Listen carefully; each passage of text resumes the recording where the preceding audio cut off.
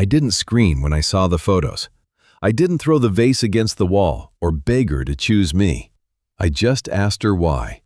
And looking up from her phone, with the casual annoyance of someone asked to take out the trash, my wife of 10 years sighed and gave me the instruction that would dismantle her entire existence. Mark, it happened. It's over. Just move on. So, I did.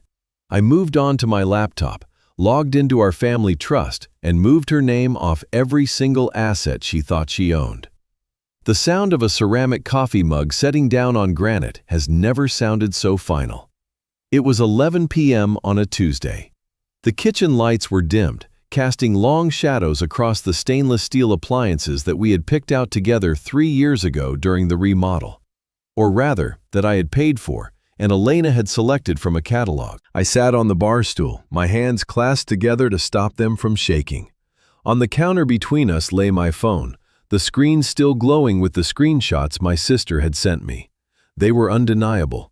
Elena, my wife, at the impossible-to-get-into bistro downtown, her hand resting intimately on the forearm of a man who looked like he spent more time in a gym than a library. The timestamps were from yesterday, when she was supposedly visiting her mother in Connecticut. Elena stood on the other side of the island, pouring herself a glass of water.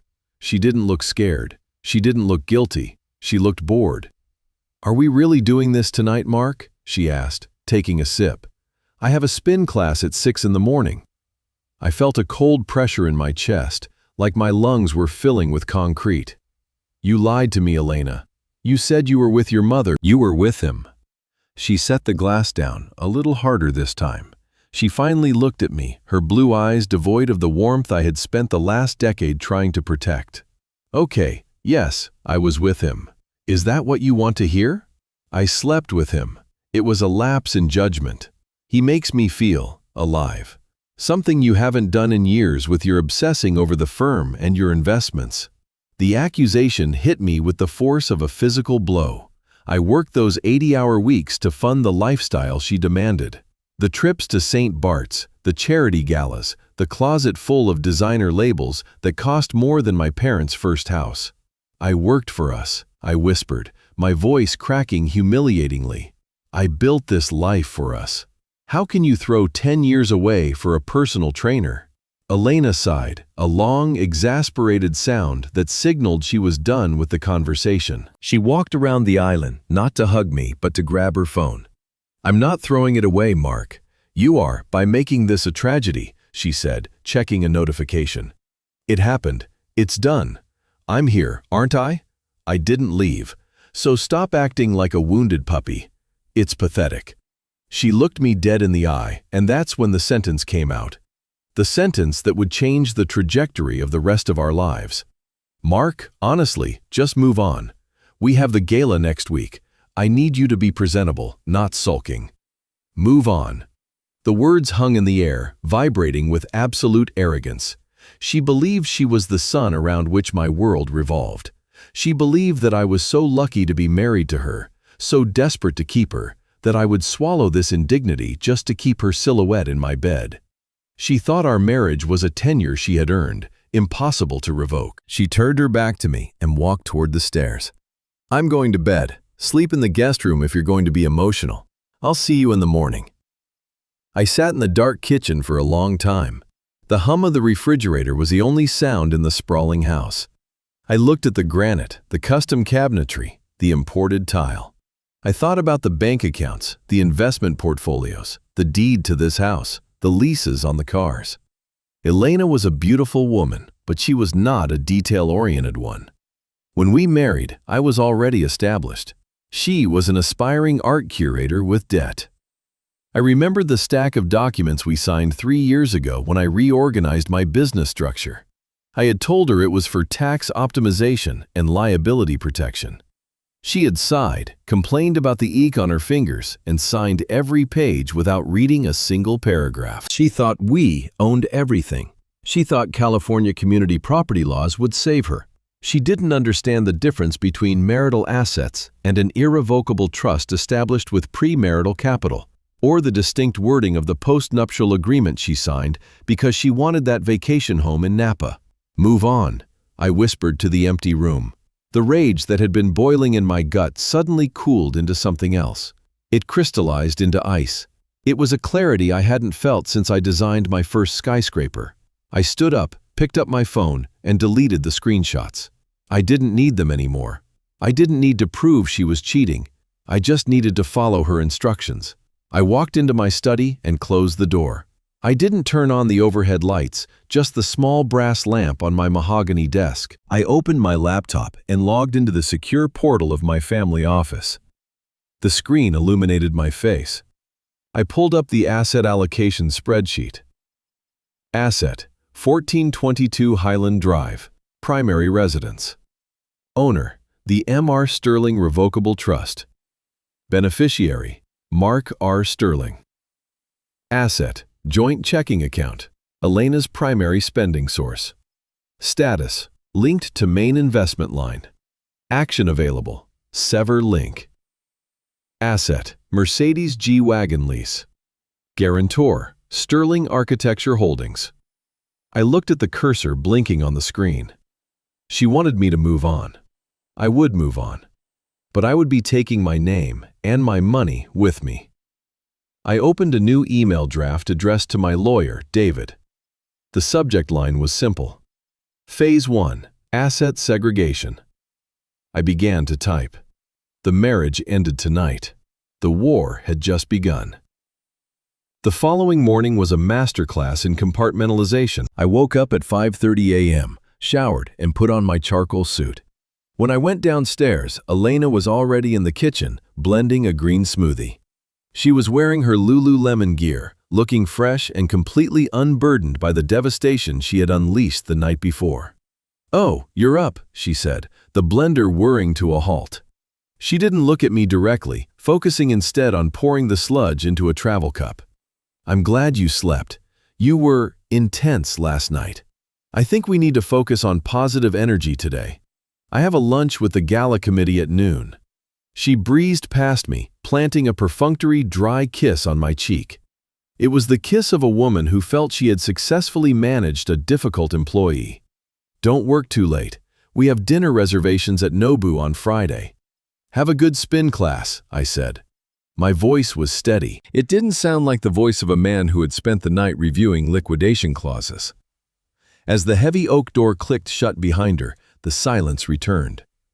I didn't go to my office. Instead, I drove downtown to a building of glass and steel that towered over the financial district. David, my attorney and oldest friend, was waiting for me. His office smelled of expensive leather and old money. He didn't offer me coffee. He poured 2 fingers of scotch, even though it was barely 8 a.m. He knew. I had briefed him briefly on the phone during the drive. "You look like hell, Mark," David said, sliding the crystal glass across the mahogany desk. "I feel surprisingly clear," I replied, taking a sip. The burn was grounding. "I want to trigger the protocols we set up 3 years ago, the in case of emergency clauses."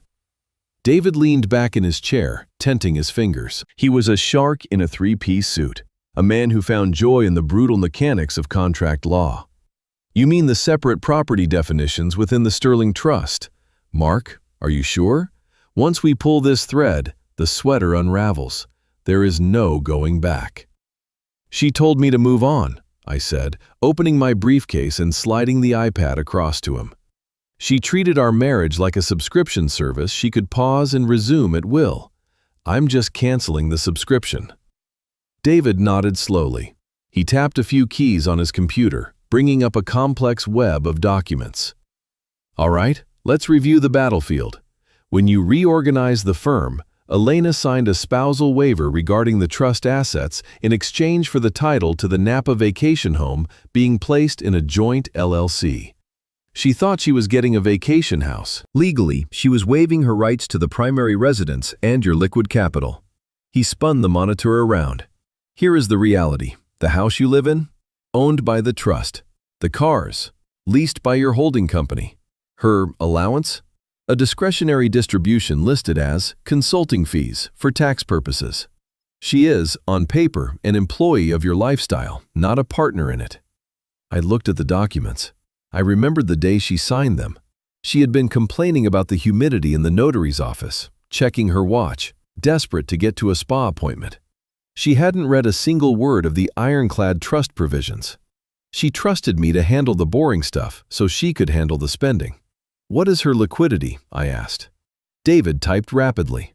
"She has a personal checking account with about $4,000 in it. Everything else, the Amex Black Card, the Neiman Marcus account, the Country Club membership, is linked to your primary accounts as an authorized user." "Cut them," I said. David paused. "All of them? Immediately?"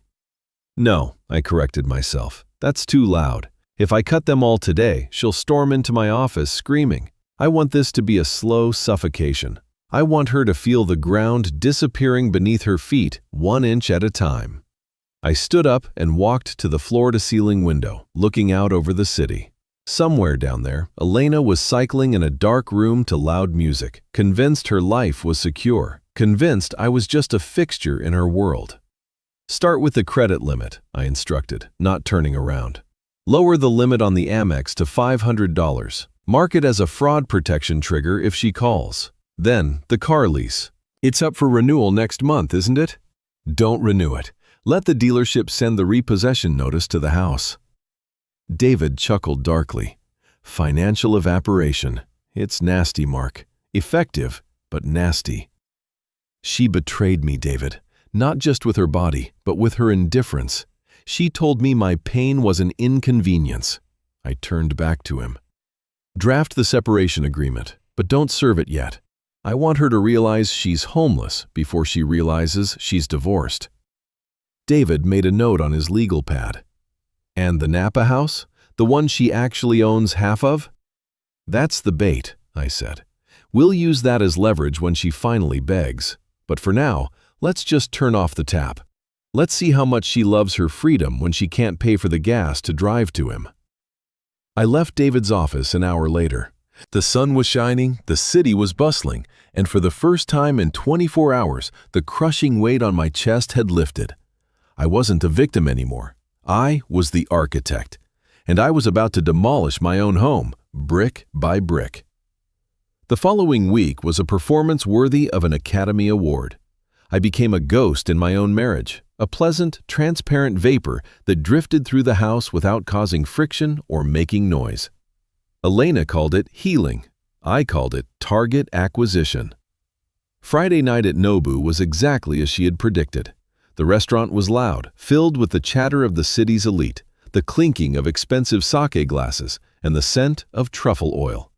We sat at a corner table, the one she preferred because the lighting was flattering. "I'm really glad you decided to be sensible about this," Elena said, picking up a piece of yellowtail with her chopsticks. She looked radiant. Her shoulders relaxed in a way they hadn't been on Tuesday. "I was worried you were going to make things messy, but this is civilized. We have too much history to let a little distraction ruin everything." I took a sip of water, watching her. "You're right," I said, my voice even. "I've been doing a lot of thinking about our assets and our future. Clarity is important." She smiled, interpreting my words through the filter of her own narcissism. She heard submission. She heard a man desperate to hold on to his trophy wife. "Exactly. We're a team, Mark. Teams have rough patches." Throughout dinner, her phone buzzed repeatedly on the white tablecloth. In the past, I would have politely ignored it. Tonight, I watched her eyes dart to the screen every time it lit up. A small, suppressed smile would tug at the corner of her lips, a micro-expression of excitement she couldn't quite hide. It was him, the trainer. "Aren't you going to get that?" I asked, feigning casual interest. "Oh no," she waved a hand dismissively, flipping the phone face down. "Just work. The charity committee is manic about the gala next week." I knew for a fact the charity committee didn't text at 9:30 p.m. on a Friday. But I nodded. "Well, you should focus on the gala. It's important to you." "It is," she said, leaning in. "I'm wearing that new emerald gown. I need to book the stylist for Tuesday. Do you mind if I put it on the joint card? My personal limit is a bit close to the edge." "Go ahead," I said. "Use the card." I watched her relax even further. This was the test. She wanted to see if the Bank of Mark was still open for business. By approving the expense, I solidified the mirage. I was still the provider. I was still the safety net. She took my compliance as permission to continue her dual life. Over the next few days, the house settled into a disturbing rhythm. Elena became bolder. She stopped going into the other room to take phone calls. She would sit on the patio, laughing softly into her phone while I worked in the study, assuming I was too absorbed in blueprints to notice. She started coming home later from her gym sessions, smelling not of sweat, but of expensive cologne and guilt. She thought I was weak. She thought I was the quintessential cuckold, the man who would tolerate disrespect just to keep the peace. On Monday evening, I came home early to find her in the living room, flipping through a magazine. "Hey," she said, not looking up. "I'm going to spend the weekend in Santa Barbara next week, a wellness retreat with some of the girls, just so you know."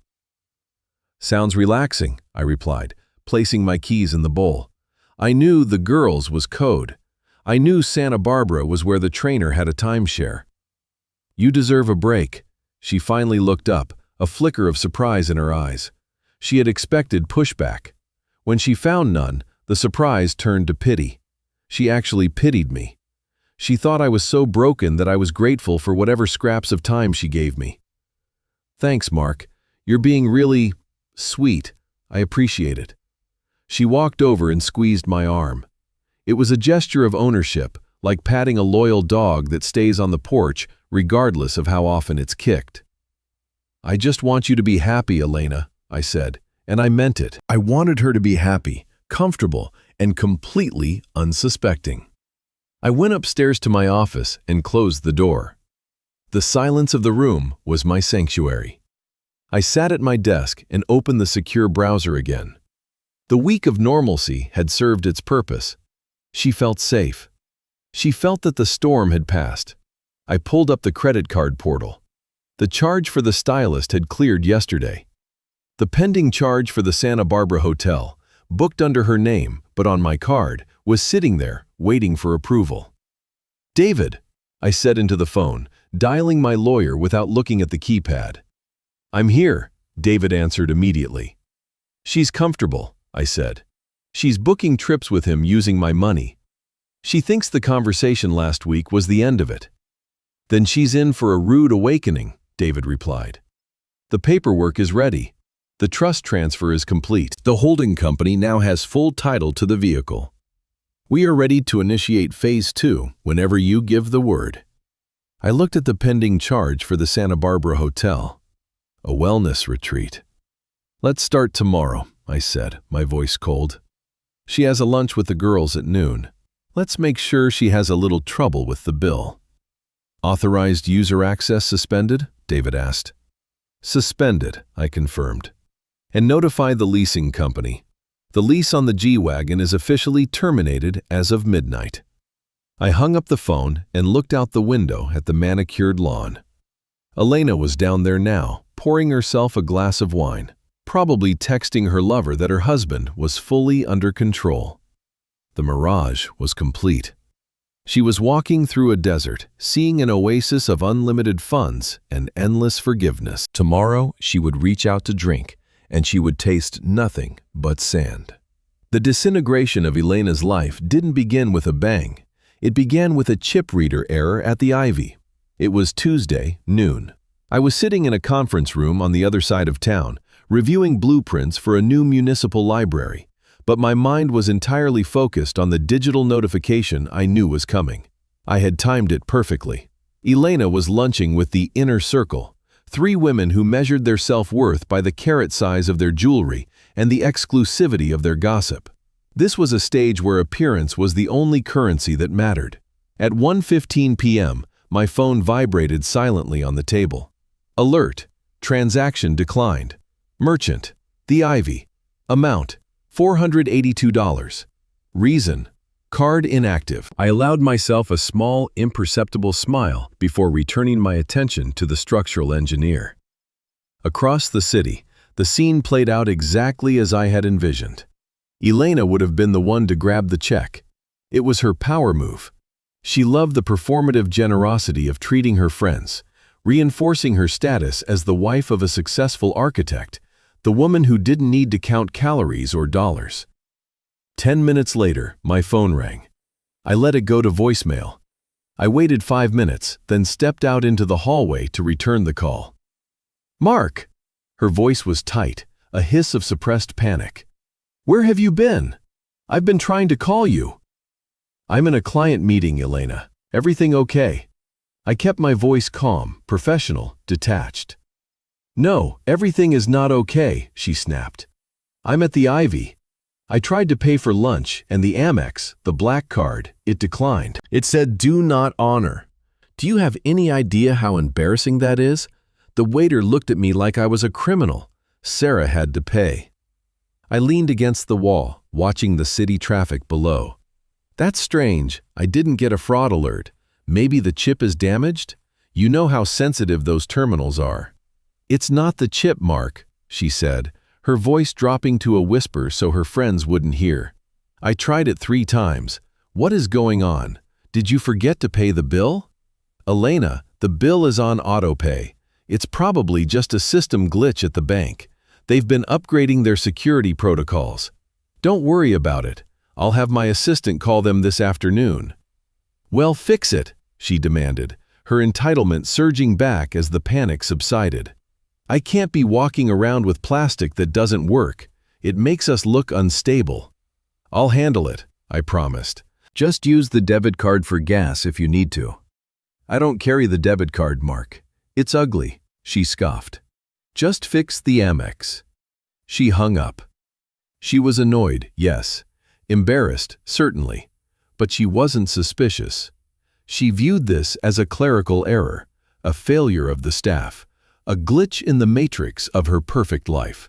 She couldn't conceive that the glitch was intentional. The second cut happened 2 hours later. I had instructed David to be precise with the timing. The lease on her Mercedes G-Wagon wasn't technically up for another month, but the early termination clause in the corporate lease agreement, the one controlled by my holding company, allowed for immediate recall of the vehicle if the company restructured its fleet assets. Elena was driving home when she would have received the call. I was already at the house, sitting in the living room with a book I wasn't reading, waiting for her entrance. She stormed through the front door, tossing her keys onto the console table with a clatter. She looked flustered, her hair slightly windblown, her composure cracking. "What the hell is going on with your company?" she shouted, not even greeting me. I looked up, feigning confusion. "Hello to you too. What's wrong?" "I just got a call from the dealership manager," she said, pacing the room. "He said they need the car back. Today. He said something about a fleet recall, and that the lease authorization has been revoked by the guarantor. That's your firm, Mark. Why are they taking my car?" I stood up, putting on my best face of concern. "Revoked? That doesn't make sense. We are restructuring the company vehicles for tax purposes, but I told them to exclude personal use assets." "Well, they didn't exclude it," she yelled. "He said a tow truck is scheduled for tomorrow morning if I don't drop it off. Mark, I cannot drive a loaner to the gala. I cannot be seen in a Honda." "Calm down, Elena," I said, walking over to pour her a drink. I handed her the glass of wine. "It's obviously an administrative mix-up. The new CFO is very aggressive with cost-cutting. He probably just flagged all leases under the corporate umbrella." She took the wine and downed half of it in one gulp. "You need to fire him. Or fix it. This is ridiculous. First the card, now the car. I feel like I'm being besieged by incompetence." "I'll go into the office early tomorrow and straighten it out," I lied smoothly. "In the meantime, why don't you take my sedan tomorrow? It's not the G-Wagon, but it's luxury." She glared at me, but the wine was softening her edge. "Fine, but I want my car back by Thursday, and the card working. I have a facial at noon tomorrow." "I'm on it," I said. She finished her wine and marched upstairs to take a bath, muttering about how hard her day had been. She stripped off her clothes and soaked in the tub, oblivious to the fact that the water, the heat, and the roof over her head were all provided by the man she had told to move on. I stayed downstairs and pulled out my phone. I sent a text to David. Status, she's annoyed. Blaming the bank and my employees. Zero suspicion of me. David replied instantly. Good, the car goes back tomorrow. Phase 3. Social isolation is cued for the gala. I listened to the water running upstairs. She thought these were just bumps in the road. She didn't realize the road itself was being demolished. She was worried about a credit card decline and a car lease. She had no idea that by the end of the week, she wouldn't just be losing her transportation, she would be losing her name. The annual Children's Hospital Charity Gala was the Super Bowl of Elena's social calendar. It wasn't just a party, it was a battlefield where hierarchy was established through table placement and the size of the donation check. For the last 5 years, the Sterling family had been a platinum sponsor, guaranteeing us a Table 1 position, right next to the mayor and the hospital board chairman. On the evening of the gala, the house was a whirlwind of frantic energy. Elena was in the master suite, her makeup artist and hairstylist fussing over her. The emerald gown she had bought, on the credit card I had briefly reactivated for 20 minutes just to let the charge go through before freezing it again, hung on the doorframe like a flag of conquest. I stood in the doorway, dressed in my tuxedo, watching the performance. "You're running late," Elena snapped at her stylist, checking her phone. "The red carpet opens in 30 minutes. I need to be there before the photographers get bored." She looked at me in the mirror. "Mark, pour me a drink. My nerves are shot. This week has been a disaster with the car and the bank, and I need tonight to be perfect." "I have some bad news, Elena," I said, keeping my voice apologetic. She spun around, eyes wide with panic. "What? Don't tell me the tux doesn't fit." "I can't go," I lied. "The structural integrity sensors at the new high-rise project just triggered a level 4 alarm. If I don't go down there personally with the engineers, the city could shut the whole site down. It's a liability nightmare." Elena's face contorted with fury. "You are joking. You are leaving me to walk the red carpet alone. Do you know how that looks? It looks like we're having problems." "It looks like I'm a dedicated architect saving a $100 million project," I countered.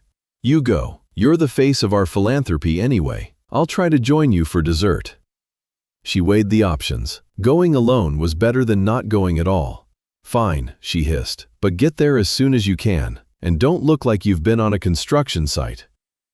Since the G-Wagon had been repossessed the previous morning, a scene involving a lot of screaming at a confused tow truck driver, Elena had to take a luxury town car service I had ordered for her. She swept out of the house looking like a queen, unaware that she was heading to her execution. I waited until her taillights disappeared down the driveway. Then I took off my tuxedo jacket, loosened my tie, and poured myself a scotch. I had no intention of going to the construction site. The sensors were fine. I sat in the dark living room and imagined the scene that was about to unfold. 3 days ago, I had sent a formal letter to the charity committee. It was brief and devastating. It stated that due to internal restructuring of the Sterling Family Trust, we would be withdrawing our platinum sponsorship immediately. I also resigned my seat on the country club board, effective immediately, citing personal family matters. In that world, money is the only lubricant that keeps the social gears turning. Without the sponsorship money, the gears grind to a halt. Elena would be arriving right about now. I could see it clearly. The town car pulling up to the valet, the flash of cameras, though fewer than she expected. She would walk up the grand staircase to the check-in desk, flashing that practiced, dazzling smile at the volunteer with the clipboard. "Elena Sterling," she would say, expecting to be waved through to the VIP cocktail lounge. The volunteer, likely a young woman who didn't know the social pecking order, would scan the list. She would frown. She would flip the page.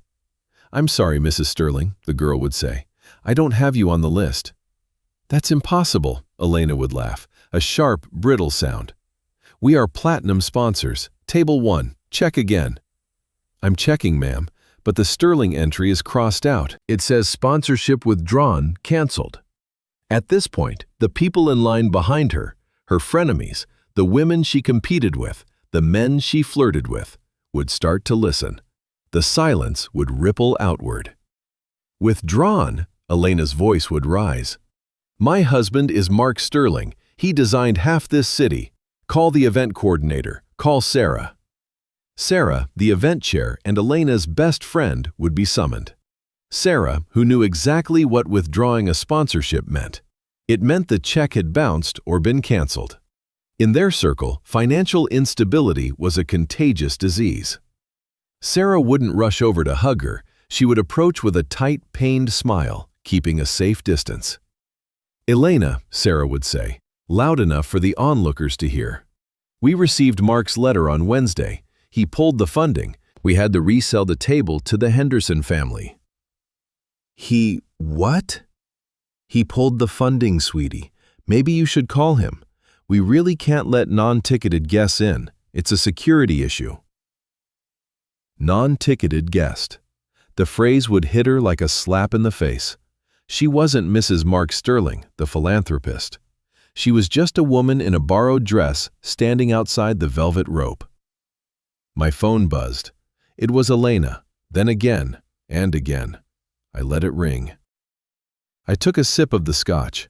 I pictured her standing there, the realization slowly dawning on her. It wasn't just about the money. It was the public rejection. I hadn't just closed a bank account. I had erased her identity. The whispers would start immediately. Did they go broke? Is he leaving her? Did she do something? She would have to turn around, walk back down those stairs past the line of people pretending not to stare, and wait for the town car to circle back. 10 minutes later, a text came through. "Pick up the phone. They won't let me in. Sarah said you canceled the check. What have you done?" I didn't reply. I simply turned off my phone. The silence in the house was heavy, but it wasn't lonely. It felt clean. I was dismantling the stage she performed on. Tonight she learned that without me, she didn't have an audience. She didn't even have a ticket. I finished my drink and went upstairs to pack a small bag. By the time she got back, furious and humiliated, the next phase would already be in motion. She would come home to find that the walls she thought protected her were actually closing in. The ride home from the gala was a blur of humiliated rage. I wasn't there to witness it, but I didn't need to be. I knew exactly how Elena operated when cornered. She would have berated the driver, made 3 frantic calls to her mother that went to voicemail, and then sat in the dark leather interior of the town car, seething, constructing a narrative where she was the victim of a clerical error, and I was the incompetent husband who hadn't paid the bills. She arrived at the house at 10:45 p.m. I had left an hour earlier. My bags were packed, loaded into my rental car, a nondescript sedan parked 3 streets away. I was currently sitting in a suite at the Four Seasons, watching the security feed from our front porch on my iPad. I watched her storm up the driveway. She didn't have her keys. She usually relied on me or the housekeeper to let her in, or she used the garage code. She punched the code into the keypad. Access denied. I saw her stiffen. She punched it again, harder. Access denied. The code had been changed at 9 p.m. She kicked the door, her expensive emerald gown tangling around her legs. She was shouting now, screaming my name. "Mark, open this damn door! Mark!" She fumbled in her clutch for her phone, likely trying to call me again, but her battery had died during her frantic attempts to reach me at the gala. She was locked out of her own home, in a ball gown, in the middle of the night. Eventually, she found the spare key hidden inside the fake rock near the garden hose, the one I had intentionally left there. She let herself in. Through the interior cameras, I watched her storm through the house. "Mark!" she screamed, her voice echoing off the high ceilings of the foyer. "You have 5 seconds to explain why I was humiliated in front of the entire city." She marched into the kitchen. Empty. She marched into the living room. Empty.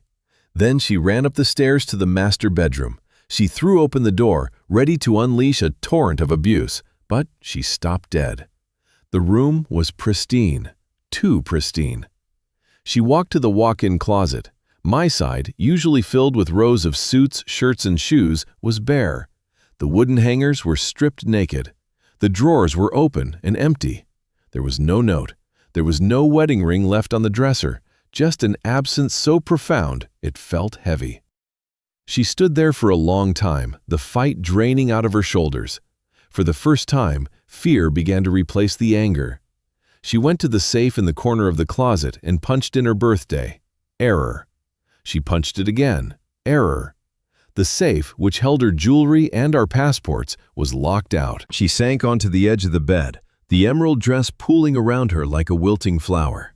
She didn't sleep in the bed. She curled up on top of the covers, exhausted, confused, and waiting for me to come back and fix it.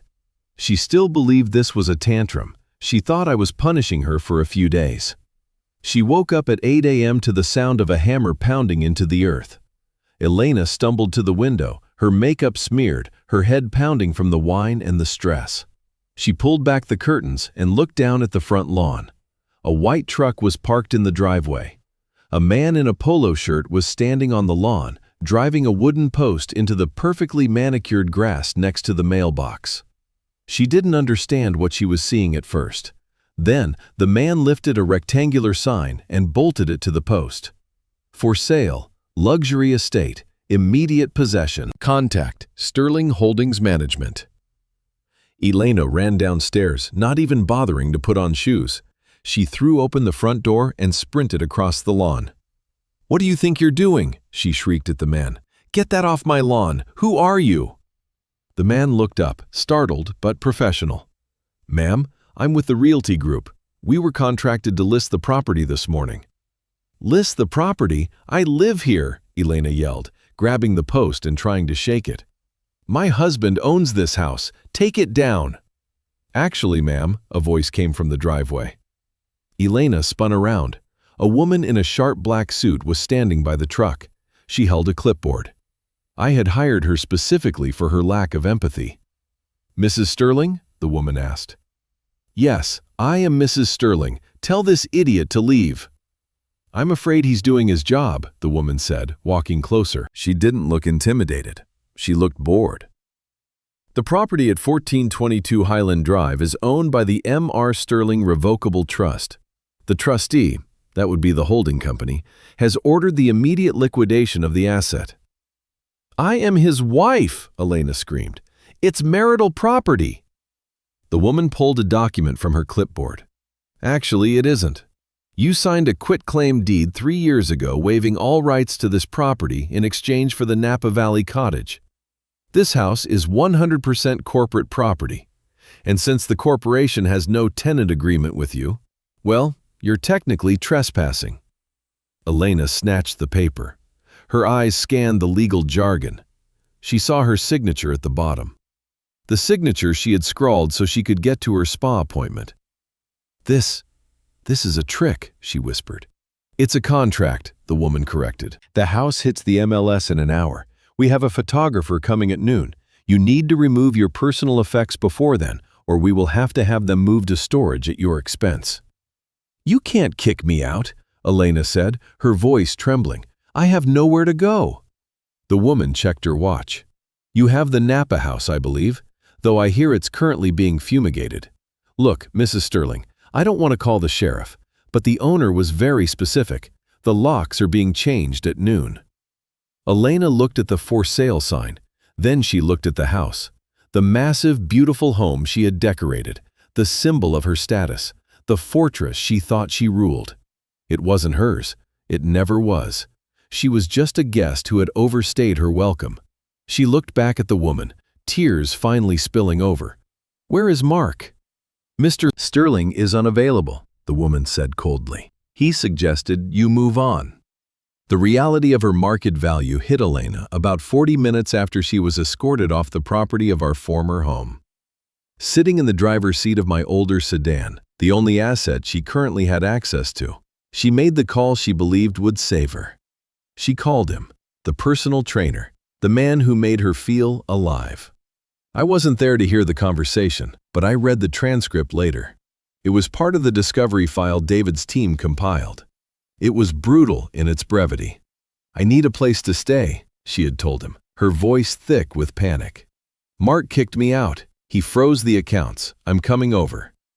There was a pause on the other end. Then, the voice of her passionate lover shifted into the cool, detached tone of a man protecting his own interests. Whoa, Elena, slow down. You can't come here. My lease doesn't allow long-term guests. And look, if he froze the money, how are we going to do Cabo next week?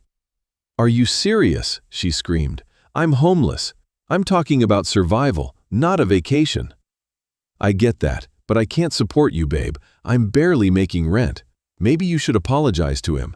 Go back to the ATMs. I gotta go. I have a client. He hung up.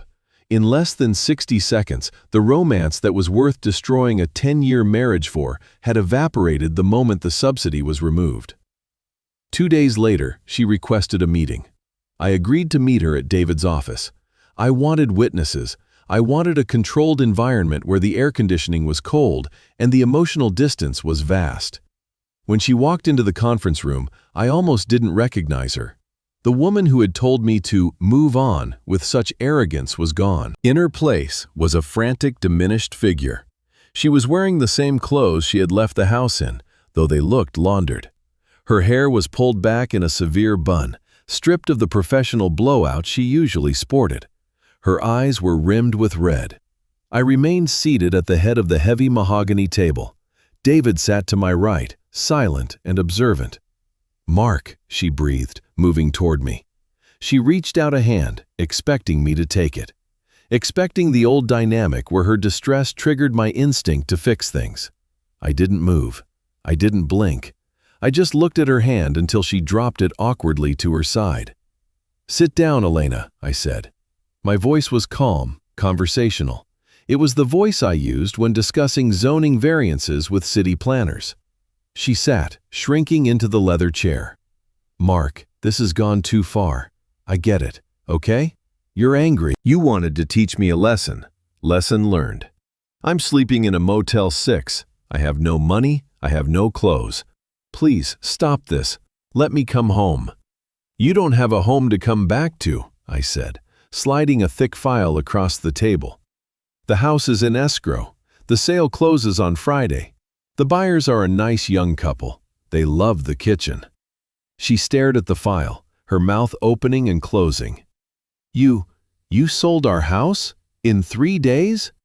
"I sold my house," I corrected, "and it was on the market for 48 hours. It was priced to move." "How can you be so cruel?" she whispered, tears finally spilling over. "I made a mistake. One mistake. People have affairs, Mark. They go to counseling. They work through it. They don't dismantle their entire lives." "You didn't just have an affair, Elena," I said, leaning forward slightly. "You dismissed me. You looked me in the eye when I was bleeding out, and you told me to get over it because I was inconvenient. You didn't want a husband. You wanted a financier. You liked the lifestyle I provided, but you despised the man who provided it." "That's not true," she sobbed. "I love you." "No," I said softly. "You loved the safety, you loved the status, and you loved him because he was a luxury item I unknowingly paid for. But here's the truth you need to understand. I didn't ruin your life. I simply removed myself from it. Everything you just lost, the house, the car, the credit, the social standing, that was all me. It was never yours. You were just a tenant in my life." She looked at me with a mixture of horror and realization. She was seeing me for the first time, not as a utility, but as a separate entity with the power to walk away. "What happens now?" she asked, her voice trembling. "What am I supposed to do?" "You do exactly what you told me to do," I said. I opened the file to the last page. It was a check. A cashier's check for $25,000. "This is a goodwill gesture," I explained. "The prenuptial agreement you signed gives you nothing if there is infidelity, which we have documented extensively. However, I am not a monster. This is enough to get an apartment, buy some clothes, and find a job. The Napa house is yours, as per the contract. It has a mortgage, taxes, and upkeep costs. I suggest you sell it or find a job to pay for it." She looked at the check. It was a lot of money to some people. To her, it was less than her annual clothing budget. It was an insult. "25,000?" she scoffed, a flash of her old entitlement sparking. "That won't last 3 months."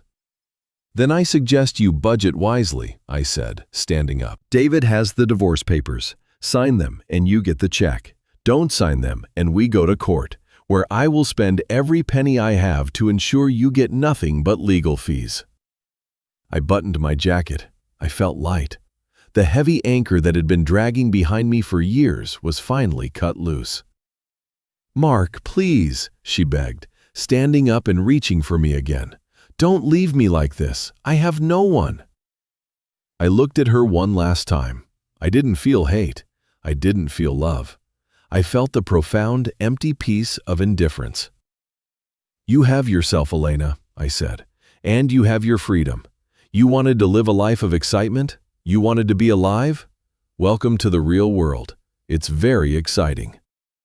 I turned my back on her. I walked to the door. Behind me, I heard the sound of her weeping, a raw, terrified sound. It didn't make me pause.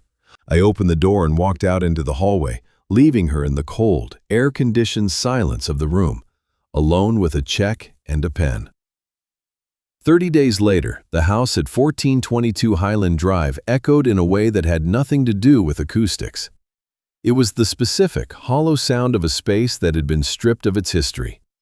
I stood in the center of the living room, the late afternoon sun casting long, golden rectangles on the hardwood floors. The furniture was gone, the art was gone, the heavy velvet drapes that Elena had insisted were essential for the ambiance were gone, leaving the windows bare and honest. The sale had closed that morning. The young couple I had mentioned to Elena, the ones who loved the kitchen, had signed the papers with the giddy excitement of people starting a life. They didn't know the war that had been fought within these walls. To them, it was just a beautiful structure with good bones. And they were right. The structure was fine. It was the foundation of the marriage inside it that had been rotten. I held the final set of keys in my hand. They felt light, insignificant. I walked into the kitchen, the heels of my shoes clicking rhythmically against the tile. I stopped at the granite island. This was the spot. This was ground zero. This was where she had stood, phone in hand, and delivered the command that had dismantled her life. "Mark, honestly, just move on." I ran my hand over the cold stone. At the time, those words had felt like a knife twisting in my gut. Now, looking back, I realized they were a gift. She had inadvertently given me the permission I didn't know I needed. By dismissing my pain, she had freed me from the obligation to care about hers. The divorce had been finalized 3 days ago. Elena had signed. She didn't really have a choice. The $25,000 was her lifeline, and the reality of her situation had crushed the last of her defiance. David told me she had moved into a small studio apartment in the valley, far from the ocean breezes and high society circles she used to inhabit. She was working as a receptionist at a dental office, a job she had once mocked a friend for having. I didn't feel a surge of glee thinking about her answering phones and filing insurance claims. I didn't feel the burning satisfaction of vengeance I had expected. Instead, I felt a cool, clinical sense of balance. The scales had been corrected. She wanted a life without me? She had it. She wanted to be independent? She was. Revenge, I realized, is often depicted as a fiery emotional explosion. It's screaming matches and slashed tires. But true justice is quiet. It is the restoration of order. It is the simple mathematical equation of cause and effect returning to equilibrium. Elena had treated me as a resource to be exploited, and when the resource removed itself, her bubble collapsed. That wasn't cruelty, it was gravity. I walked through the foyer and opened the front door. The air outside was crisp, smelling of eucalyptus and the ocean. A black Porsche 911 was parked in the driveway. It was a car I had wanted since I was 25, but never bought because Elena said it was midlife crisis cliché and impractical for groceries. I bought it cash the day the divorce decree was stamped. It wasn't a crisis, it was a reward. I turned back to the house one last time. I looked at the grand entryway where we had posed for Christmas cards that projected a perfect, happy life to the world. It was just wood and stucco now. The ghost of the marriage didn't haunt me. In fact, I felt lighter than I had in a decade. I stepped out onto the porch and pulled the heavy doors shut. The latch clicked with a solid, definitive sound. I slipped the keys into the lockbox hanging on the handle for the new owners. I spun the combination dial, locking away the past. As I walked down the driveway toward the car, my phone buzzed. It was a text from the structural engineer on my new project. "Hey Mark, the new designs for the library atrium are incredible. The city approved them. We break ground on Monday. Drinks on us tonight?" I stopped and typed a reply. "I'll be there." I got into the car and started the engine. The rumble of the motor was deep and powerful. I adjusted the rear-view mirror, but I didn't use it to look at the house. I used it to check my own reflection. The tired, defeated man who had sat in the dark kitchen a month ago was gone. The man looking back at me was focused, clear-eyed, and free. I put the car in gear and pulled out onto the street. I didn't speed, I didn't peel out. I simply drove away, merging into the flow of traffic, heading toward the city skyline that I had helped build. Elena had told me to move on, and for the first time in our marriage, I had listened to her. I had moved on to a life that was entirely, apologetically glorious.